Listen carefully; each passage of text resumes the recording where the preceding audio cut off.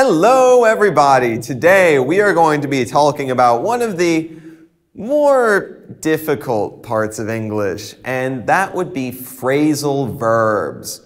Now, phrasal verbs, there are a lot in English, and we use them a lot in informal or spoken contexts. Now, many of these phrasal verbs also take on multiple meanings, and they're used with a variety of prepositions and adverbs, so this will probably be a lesson that you will need to review once, twice, a few times, but I think together it'll be okay. And just a quick reminder before we get started, these are, again, informal and spoken. We do not use these in academic writing, and you should avoid them if possible in professional writing as well. So what is a phrasal verb anyways?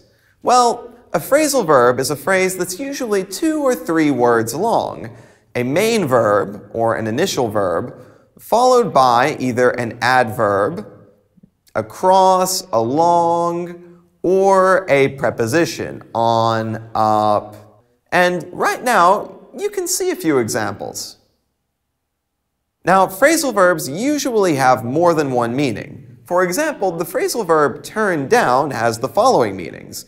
I could ask you, could you please turn down the radio? Here, I'm asking you to reduce the volume. However, I could also say something like, she turned down our offer. And here, turn down means to reject. It has nothing to do with volume at all. Now, sometimes we can separate phrasal verbs, and sometimes we can't. Now, there are some rules that we need to follow if we're talking about phrasal verbs that we can separate. For example, if the phrasal verb has an object, or it is a transitive verb, then we can separate the verb and its following adverb or preposition. For example, if I say, please put down all of the phrasal verbs we study today, I could also say, please put all of the phrasal verbs we study today down. Here, we may use this phrasal verb in 2 possible ways because it has an object, because it's transitive. And I can either put the object in between or after. However, if we have a pronoun as an object of the sentence used with a separable phrase, we need to always put it in the middle. For example, put them down, please. You would never, ever say, put down them. It hurts me a little bit just to think about it.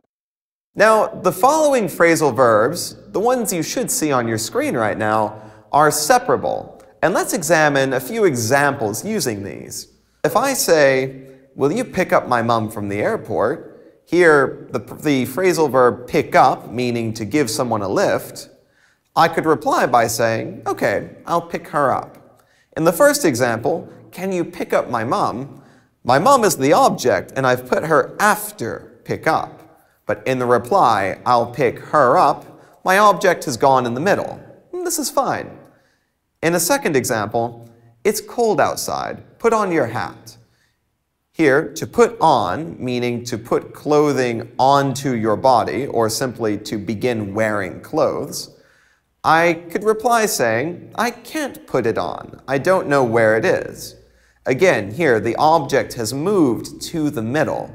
Put on your hat, put it on. Another example, is it possible to put off the meeting until tomorrow? Here, put off meaning postpone or do later. We can say, yes, we'll put it off. Here, again, moving the object to the middle. And here, I must move it to the middle, if you remember, because I have replaced the meeting with the pronoun it. Let's look at another example. I can't stand this loud music anymore. Please turn it down. Here, turn it down, just like our example in the beginning of the lesson, to reduce volume, and turn it down. Because we're using a pronoun, I think you've got it. So, another example. It's not easy to bring up children, or to bring children up. Here, again, I'm not using a pronoun, but I can use my object wherever I feel like, in between or after. And here, to bring up means to raise and educate children. Another example, during the meeting, they brought up quite a controversial topic. Here, brought up means to mention. It's the same as me saying, during the meeting, they mentioned quite a controversial topic. Another example, I have suddenly found out that I have an exam tomorrow. Here, find out means discover. Another example, when will you give me my book back? Here, to give back means to return, and we usually use give back to a person. We usually wouldn't say give back to a business. Usually the recipient, the person whom the object is being given back to, is a person. One more example. If you don't know the meaning of the word, look it up in the dictionary. Here, look it up means find it or search for it in the dictionary. And one more example using transitive phrasal verbs. This young man has set up a charity fund. Here, set up means establish or start or even organize. The young man has organized his own charity fund. Pretty cool, right? However, we need to be careful because there are some transitive phrasal verbs or phrasal verbs with an object where you cannot separate them, where the object must go after the preposition or the adverb, because these sentences will change meaning if it is in the middle. So let's look at a few examples where the object must go after. The first example, look after, like to take care of somebody. Like in the sentence, will you look after my puppy for a while? Here, I could not put puppy in between. That would be a completely different sentence. Another example, to take after, or to have similar features with someone, to resemble. For example, who do you take after, your mom or your dad? Here, again, I can't move the place of mom and dad. They must come after. To get over is another, or to recover from emotional issues or difficulties. It took him time to get over the breakup. And one more example, to run across, to meet someone or something, or to find someone or something. For example, I've run across an interesting article recently. Here, again, I cannot move the object. If I move the object to the middle, I've changed the meaning entirely. Now, another example of phrasal verbs where we cannot move the object is to run into, meaning to meet somebody by chance. For example, yesterday I ran into my old schoolmates. Now, here I want to explain one thing, and I've said several times so far that you cannot move the object in these phrases, and the meaning changes. So let's look at what happens if I move the object in this phrase, run into. So I said earlier, yesterday I ran into my old schoolmates, meaning I met them. But if I say the sentence, yesterday I ran my foot into the coffee table, here I'm not saying that I accidentally or unintentionally met my foot. I'm saying that I accidentally hit my foot on the coffee table. There are also some intransitive phrasal verbs, and intransitive, meaning without an object, intransitive phrasal verbs cannot be separated. They will always appear together. And let's look at some examples of intransitive phrasal verbs. The first example, to break down or to stop working. Like in the sentence, my car has broken down. Another example, to come back, meaning to return. I came back to school after I left because I had forgotten a book. Also, to come in, meaning to enter. Like in the very polite expression, may I come in? We also have the expression to eat out. Now this means to eat not at home, but at a restaurant or cafe or just somewhere not at home. For example, we prefer to eat out on weekends. We don't like to cook. Another phrasal verb, to get up, to arise from bed. Like in the sentence, it's difficult to get up in the mornings. We also have the verb to go on or to continue. For example, go on talking, please. Continue talking, please. And also to show off, to display or to demonstrate in order to invite someone to compliment or admire you. For example, he showed off his new car. He made sure to make sure everyone saw his new car and told him how nice it was. Now, there's one more group of phrasal verbs that I want to mention to you all, and these are three-word phrasal verbs. They simply are phrasal verbs that consist of a verb with two prepositions or an adverb and a preposition after the main verb. And let's look at some examples. First, to run out of, meaning to exhaust the supply of something. Like in the sentence, having traveled halfway, we ran out of petrol. It's not good. Or to put up with, meaning to tolerate. Like in the sentence, I can't put up with those injustices. I must do something.